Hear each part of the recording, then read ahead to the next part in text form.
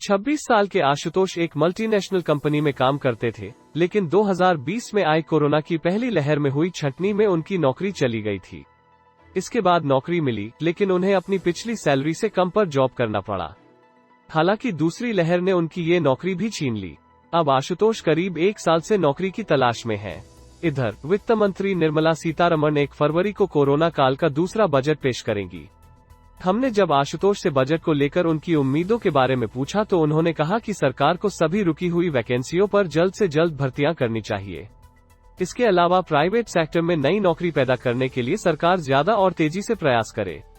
Corona के चलते कई विभागों की भर्ती पटरी से उतरी। पिछले 2 साल से कोरोना की वजह से कई विभागों की भर्तियां पटरी से उतर गई हैं।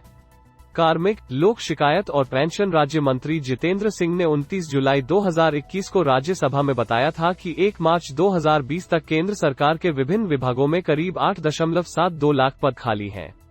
ऐसे में रोजगार देने के लिए इन पदों पर जल्दी से जल्दी भर्ती की जानी चाहिए। भर्ती प्रक्रिया में आए तेजी कई बार देखा जाता है कि वैकेंसी के फॉर्म आने और ज्वाइनिंग मिलने में 1 से 2 साल तक का समय लग जाता है। ऐसे में सरकार इस बार प्रक्रिया को तेज करने के लिए कदम उठा सकती है।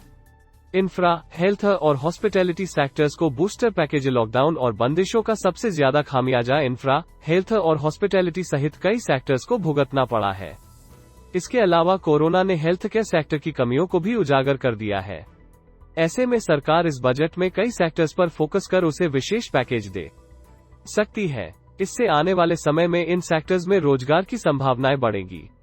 इसके अलावा कोरोना के कारण सबसे ज्यादा बेरोजगारी की मार असंगठित क्षेत्र के हॉकर और रेहड़ी पटरी पर सामान बेचने वालों पर पड़ी है। सरकार इनके लिए भी राहत पैकेज ला सकती है। Economy expert doctor Kanhaiya Ahuja कहते हैं कि कोरोना में बेरोजगारी एक बड़ी समस्या बनी हुई है।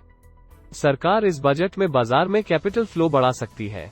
इससे प्राइवेट सेक्टर में ज्यादा नौकरियां आएंगी। लोगों को रोजगार देने वाला बनाने के लिए एमएसएमई पर रह सकता है फोकस। सरकार एमएसएमई, सूक्ष्म, लघु और मध्यम उद्यम को भी राहत पैकेज दे सकती है। यही वो सेक्टर है जो वास्तव में युवाओं का पलायन रोककर रोजगार को छोटे शहरों तक पहुंचा सकता है। ज्यादा से इसलिए ज्यादा युवाओं को रोजगार देने वाला बनाने के लिए सरकार एमएसएमई पर फोकस कर सकती है।